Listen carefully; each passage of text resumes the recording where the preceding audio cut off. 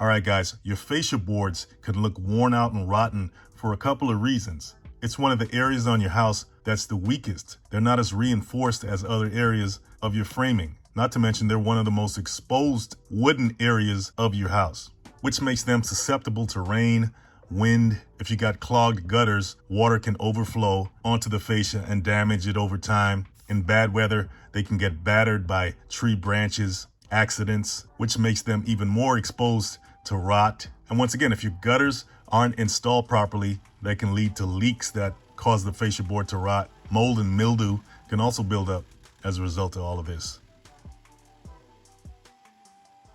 So you can use a Sawzall to cut out the old fascia board like you see right here. Or if it's really rotten, you can just take a hammer and knock it out. Just bang it out. It'll crumble and fall out anyway. Then once you cut it out or knock it out, you can just use a hammer to take out all the nails that are sticking out that are left behind. And if that nail is too stubborn or it's hard to get to with the hammer, you can use a Sawzall to cut it down.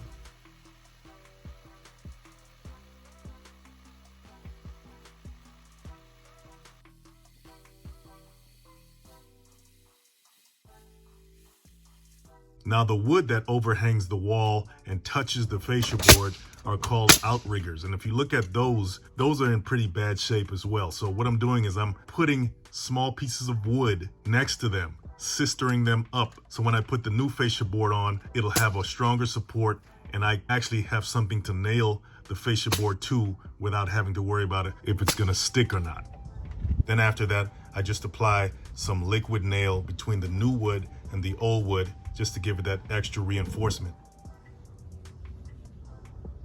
Here I am installing the new fascia board.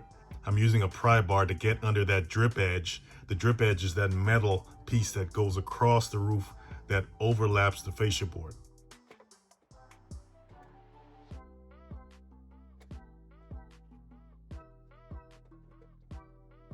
Once I get it under there, I tap it in to make sure that it fits.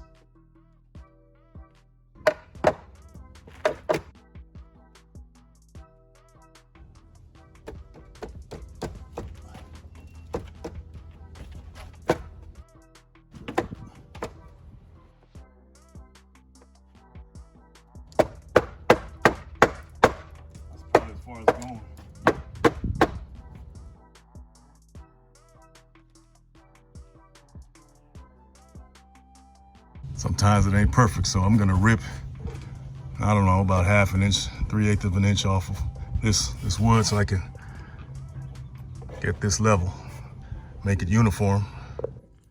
Okay, before I hear it in comments, yeah, I did use that margin trowel and I stuck it in the expansion joint on the blade to hold it in place while I unscrewed the blade.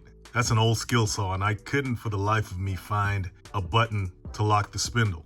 So I just use that trowel to stick it in the expansion joint. By the way, guys, the expansion joint on a circular saw blade is a slit in the blade. It's 4 of them on each blade, and it's to prevent the blade from warping from all the heat and friction. It's almost like having lines drawn in concrete, so it'll give it that extra flexibility in case of expansion and contraction and all of that. So it's a similar analogy.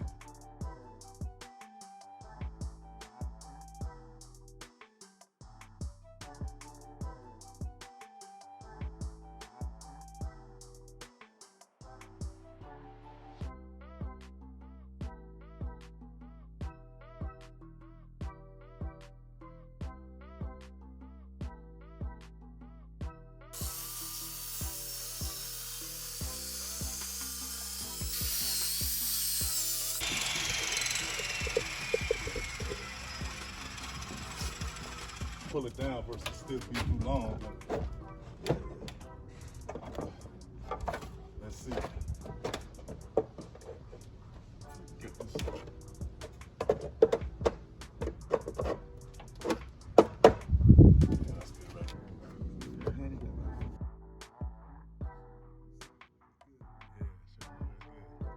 That's what you want right there.